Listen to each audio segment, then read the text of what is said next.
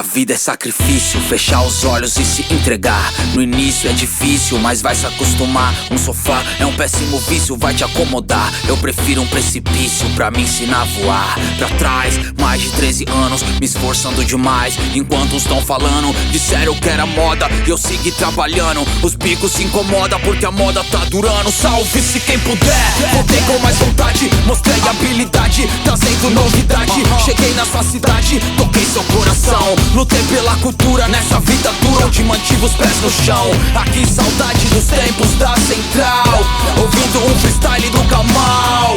No bolso ninguém tinha R$1, mas tinha rap e os amigos e era fenomenal. Eu tenho muita saudade de vocês e penso, será que vai haver outra vez um hip hop com menos picuinha, com menos ladainha, menos caras pensando que eles são reis? E mesmo se eu gaguejasse pra falar, ou se eu errasse o povo português pra cantar, ainda assim faria muito mais do que quem fala bonito, mas só fala e não faz.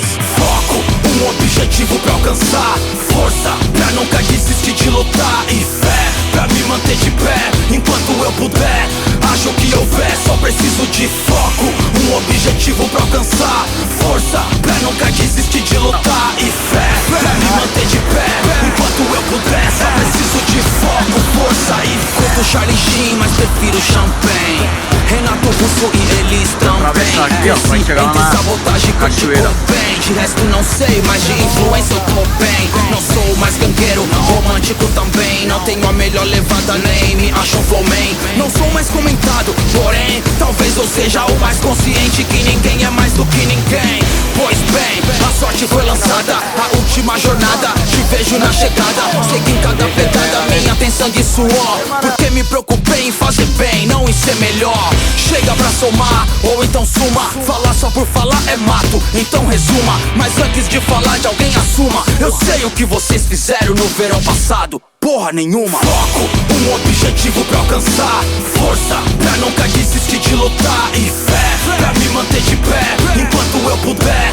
Acho que houver, só preciso de foco, um objetivo pra alcançar, força pra nunca desistir de lutar e fé pra me manter de pé enquanto eu puder. Só preciso de foco, força e fé. A vida me encarou, tirou o véu, tirei a vida pra dançar, fiz meu papel. Todos são comerciantes debaixo do céu, pois vendem os seus sonhos pra pagar o aluguel. 3 Fs, suficiente pra dizer que se o pulso ainda pulsa, a esperança vai viver. Aqui 1 em 1 milhão nasce pra vencer, mas nada impede que esse um seja você.